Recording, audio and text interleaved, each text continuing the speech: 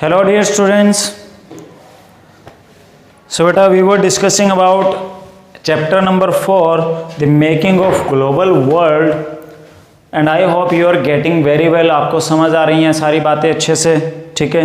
So beta if you are getting any problem then give me message दे दिया करो, पूछ लिया करो कहीं पे प्रॉब्लम आती है, ठीक है. और जब भी पढ़ते हो चीज़ों विद मैप पढ़ा करो, मैप के साथ, रट्टे मत लगाओ, ठीक है. कंसेप्चुअल समझो चीज़ों को, लिंक करो एक दूसरे से, आपको बड़ी जल्दी समझ आएंगी.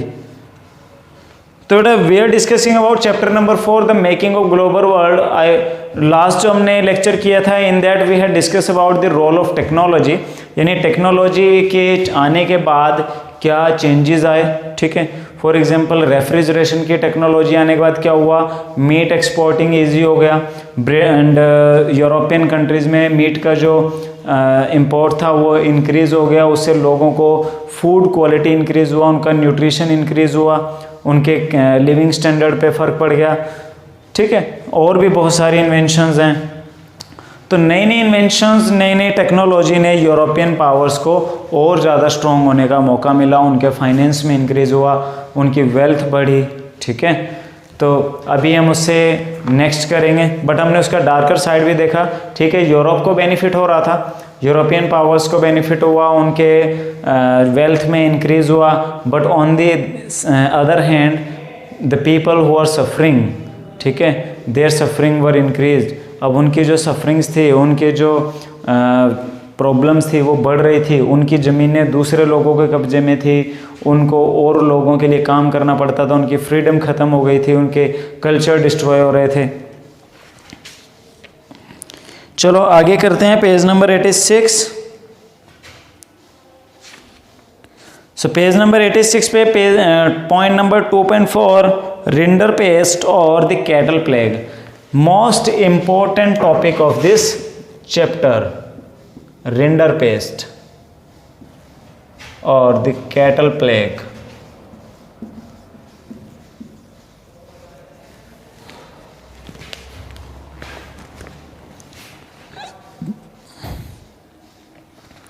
Okay, so in beginning of this chapter we had discussed about the transportation of many things within the countries, ठीक है, and internationally. जैसे जैसे लोगों में एक दूसरी कंट्रीज में एक नई नई जगहों पे मूवमेंट इंक्रीज हुआ, वैसे वैसे उनके कल्चरल, उनके वैल्यूज़, नॉलेज वो भी एक जगह से दूसरी जगह पे गए. इवन जर्म्स ऑल्सो, ठीक है, कीटाणु भी. ओके, और उन्होंने पूरी दुनिया पे क्या है एक मेजर इम्पैक्ट डाला है. जैसे मैंने आपको एग्जांपल क्या लिया था, कोरोना का, ठीक है. करंटली क्या है, कोरोना डिसीज चल रहा है जो चाइना से स्टार्ट होकर आज पूरे वर्ल्ड पे फैला हुआ है, ठीक है. अब इसका आपको एक मेजर इम्पैक्ट देखने को मिलेगा. मेजर इम्पैक्ट क्या है, देखो पूरी दुनिया में इस टाइम कोरोना डिसीज फैला हुआ है, ठीक है. स्कूल बंद है, बिजनेस बंद है, फैक्ट्रीज बंद है, हाईवेज बंद है, ट्रांसपोर्टेशन बंद है, सब कुछ बंद चल रहा है. अब आप सोचो पूरी दुनिया में इस टाइम पे ट्रांसपोर्टेशन जो है वो या तो बंद है या बिल्कुल थोड़ा चल रहा है. ऐसे में पेट्रोल कम यूज़ हो रहा है. तो जो कंट्री पेट्रोल एक्सपोर्ट करती थी या पेट्रोलियम एक जगह से दूसरी जगह या एक कंट्री दूसरी कंट्री को बेचती थी, तो जो कंट्री बेचती थी उसका पेट्रोलियम तो बिक ही नहीं रहा, तो उसकी इकॉनमी पे फ़र्क पड़ रहा है. जो एरिया टूरिज़्म वाले थे, ठीक है, यानी जहाँ पे टूरिस्ट ज़्यादा आते थे, उन लोगों का तो खाना खर्चे टूरिज़्म बेस पे चलता था. अब वहाँ टूरिस्ट नहीं जा रहा तो उन पे भी फ़र्क पड़ेगा. चीज़ें एक जगह से दूसरी जगह नहीं जा रही, उन पे फ़र्क पड़ेगा, ठीक है. इतनी फैक्ट्रियाँ बंद हैं, माल नहीं प्रोड्यूस हो रहा, स्कूल बंद हैं, एजुकेशन ठप चल रही है, ठीक है, ऑनलाइन चल रहा है थोड़ा, बट कहीं ना कहीं फ़र्क पड़ जाता है. तो ये सारी चीज़ें किसकी वजह से हुई, एक जर्म की वजह से, ठीक है, एक वायरस की वजह से. क्लियर. तो ये यानी कि पूरे वर्ल्ड का सिनेरियो ही चेंज हो गया इस टाइम तो, ठीक है, सब घर बैठ के काम चल रहा है. अब यहाँ पे भी हम दो एग्जाम्पल पढ़ेंगे.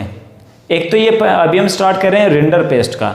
अफ्रीका में एक बीमारी आई रिंडरपेस्ट, जो कि एनिमल डिसीज था, जानवरों को लगने वाली बीमारी थी. उसने अफ्रीका का डेस्टिनी ही बदल दिया, उसने उनका किस्मत ही बदल दी।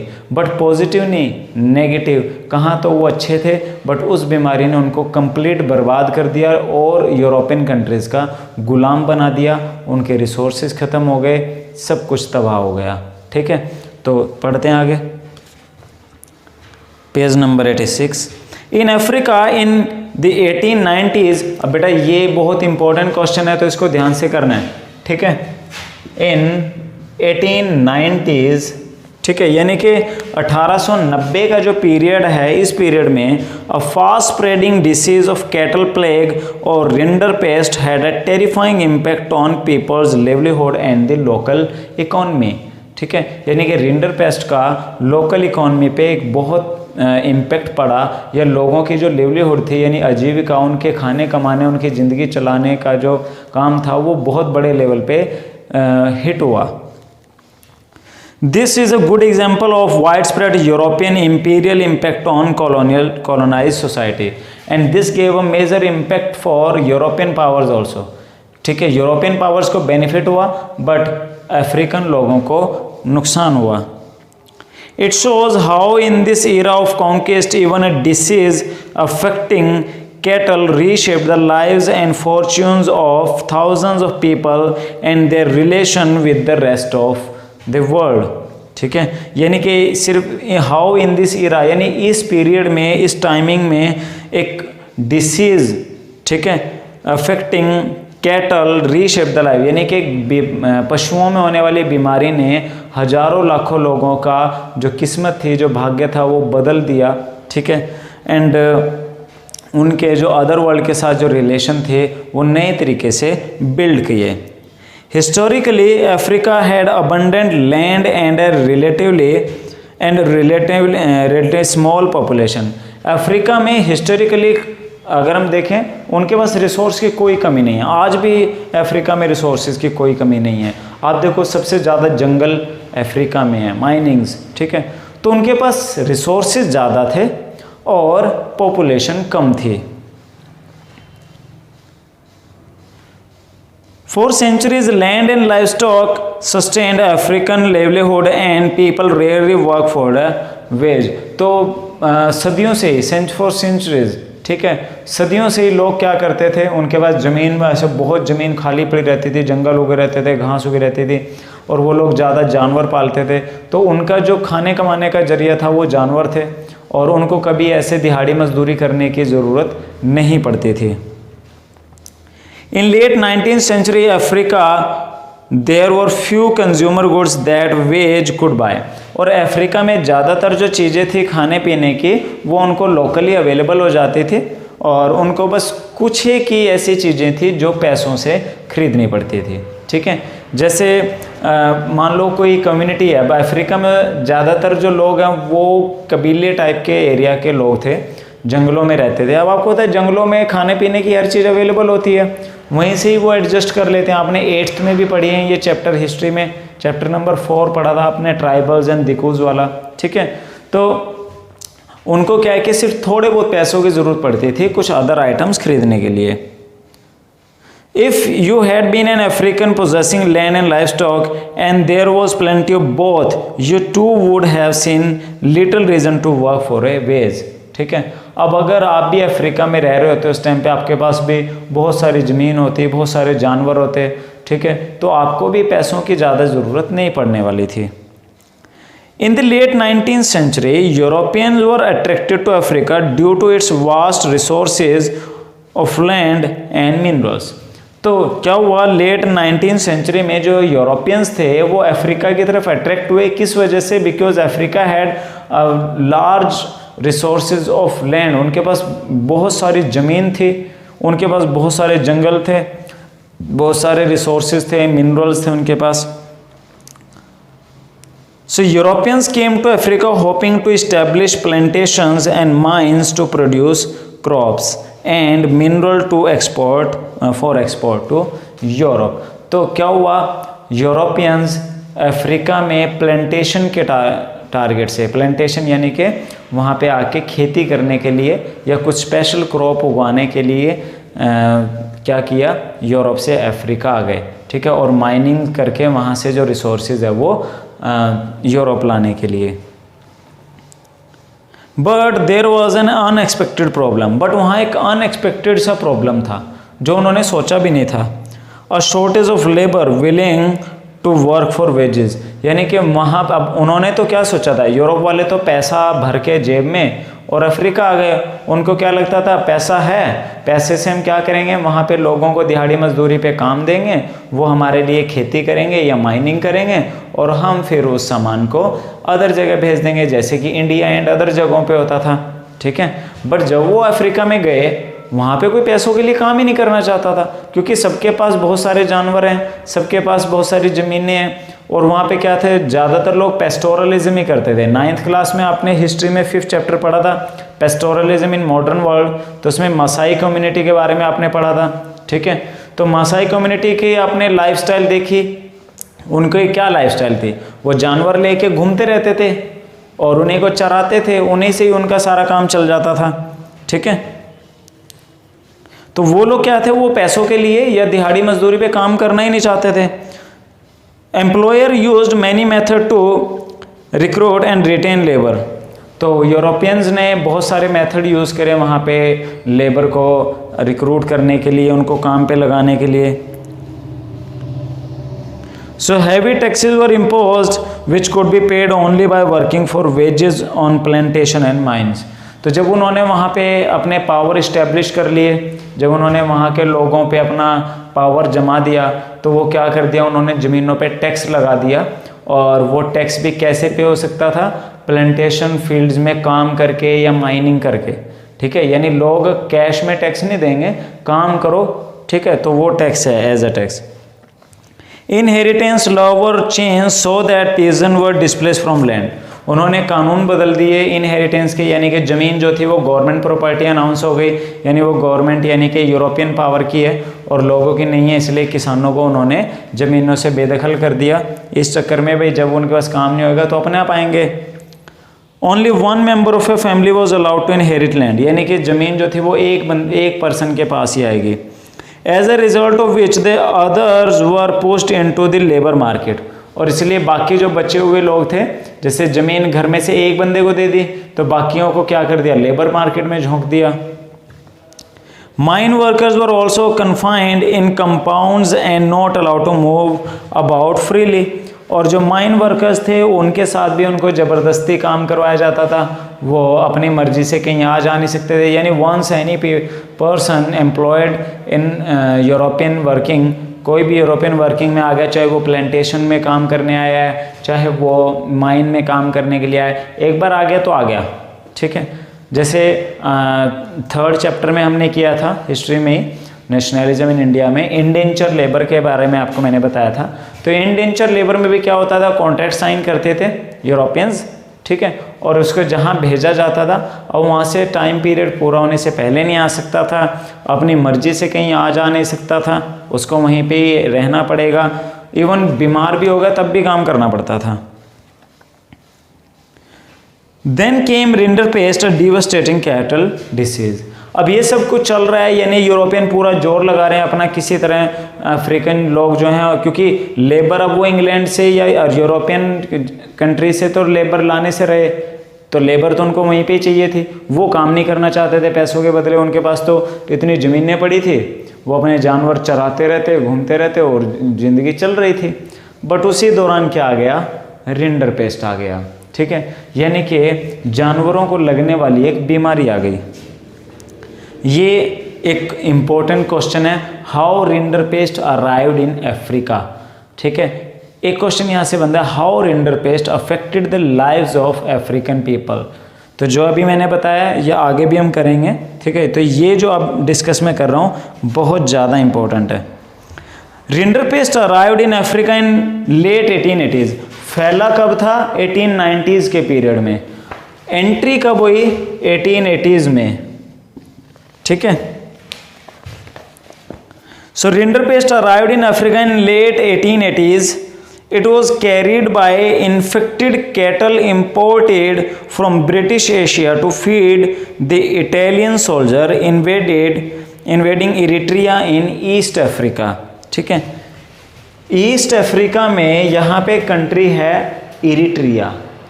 इरिट्रिया पे अटैक किया था इटली ने। ठीक है, किस लिए? वो उस एरिया को अपने कब्जे में लेना चाहते थे। तो वहाँ पे जो सोल्जर्स लड़ाई लड़ रहे थे उनको खाना चाहिए। ठीक है, तो उनको खाने के लिए फूड के साथ साथ मीट भी प्रोवाइड कराया जाता था। तो वो जो मीट प्रोवाइड कराया जा रहा था वो जानवर कहाँ से लाए जा रहे थे? एशियन पार्ट से। ठीक है, जो एशियन पार्ट्स ब्रिटेन के कब्जे में थे वहाँ से वो जानवर लाए जा रहे थे। उनमें से जो जानवर वहाँ लाए जा रहे थे उन सोल्जर्स को खिलाने के लिए, उनमें से किसी जानवर को रिंडरपेस्ट की बीमारी थी। ठीक है, so entering Africa in the east, rinderpest moved west like forest fire. अब एक बार ईस्टर्न पार्ट में रिंडरपेस्ट आया, उसके बाद तो जैसे जंगल में आग फैलती चली जाती है ना, इसी तरह रिंडरपेस्ट पूरी स्पीड से अफ्रीकन जानवरों में फैलता चला गया और पूरे अफ्रीकन कॉन्टिनेंट में फैल गया। ठीक है, so reaching Africa's Atlantic coast in 1892, it reach the Cape Africa southern most 5 year later. ठीक है, यानी कि अगर हम लें तो ये मान लो हम अफ्रीका ले लेते हैं। ठीक है, तो यहाँ से स्टार्ट हुआ इरिट्रिया से, धीरे धीरे वेस्टर्न साइड में 1892 तक बिल्कुल वेस्टर्न साइड तक पहुँच गया और बिल्कुल ये इसको बोलते हैं केप ऑफ गुड होप, ये वाला जो एरिया है। और 5 साल बाद यानी कि 1897 के ड्यूरेशन के आसपास तक, या फिर आने के 5 साल के पीरियड में ही विदिन 5 ईयर्स वो कहाँ पहुँच गया? वो इन एरियाज तक पहुँच गया। ठीक है, तो इसका मतलब क्या है कि पूरे उसने अफ्रीकन कॉन्टिनेंट को अपने कब्जे में ले लिया उस बीमारी ने। Along the way rinderpest killed 90% of the cattle. जिस भी जानवर को एक बार रिंडरपेस्ट हो जाता वो बचता नहीं था, और इस वजह से इस बीमारी ने अफ्रीका के 90% कैटल जो थे वो मार दिए। अब आप सोच के देखो, एक जगह पे इतने बड़े लेवल पे अगर जानवर मर जाएं और जानवर ही उनका मेन सोर्स हो। अब जैसे अपने गांवों के अंदर क्या होता है, लोग भैंसे रखते हैं। ठीक है, गाय भैंसे रखते हैं दूध के लिए, और अपने हरियाणा के इलाकों में क्या होता है कि भैंसें ज़्यादा रखी जाती हैं दूध के लिए। आप सोच के देखो, उन भैंसों में से 90% मर जाएं तो आपको लगता है वो जो गांव के लोग हैं उनको हिट पड़ेगा या नहीं पड़ेगा? ऑब्वियसली बहुत मेजर हिट पड़ेगा। ठीक है, so the loss of cattle destroy African livelihood. तो जैसे जो उनके जानवर थे वो मरे, वो ख़त्म हुए, तो इससे अफ्रीकन लोगों की ज़िंदगी पे बहुत असर पड़ा। Planters, mine owners and colonial government now successfully monopolised what scarce cattle resources remained. अब यूरोपियन पावर्स तो पहले ही कोशिशें कर रही थी भाई किस तरह से क्या हम कोशिश करें जिससे कि जो उनके कैटल्स हैं, क्योंकि कैटल्स जो उनकी पावर थी अफ्रीकन्स की, उनके दम पे ही जी रहे थे वो।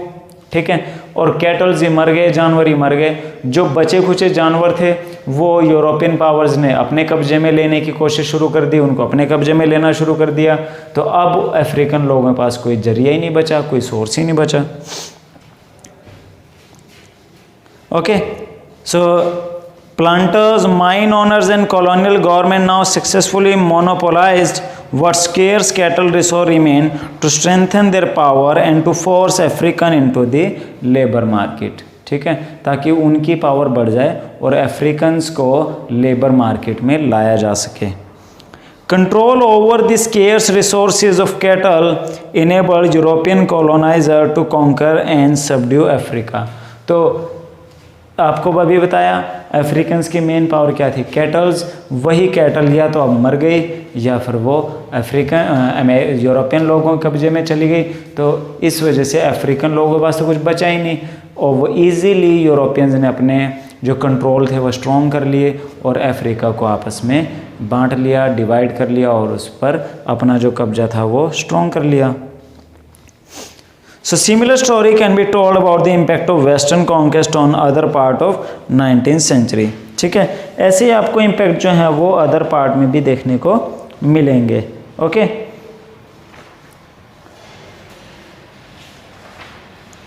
चलो बाकी जो टॉपिक है इंडिया के रिगार्डिंग है या और भी है वो हम फिर कल करेंगे. ओके बेटा, सो आई होप ये बहुत इंपॉर्टेंट पॉइंट है, इसको चाहे 2 बार देखो, बहुत इंपॉर्टेंट पॉइंट है ये, इसको समझो. 2-3 क्वेश्चन यहाँ से इंपॉर्टेंट आते हैं और शॉर्ट क्वेश्चन 1 मार्क्स के तो यहाँ से बहुत ज़्यादा पूछे जाते हैं. ठीक है, तो ये तो मोस्ट इंपॉर्टेंट पार्ट है इस चैप्टर का और इसको अच्छे से आपको करना है. ओके बेटा, थैंक यू.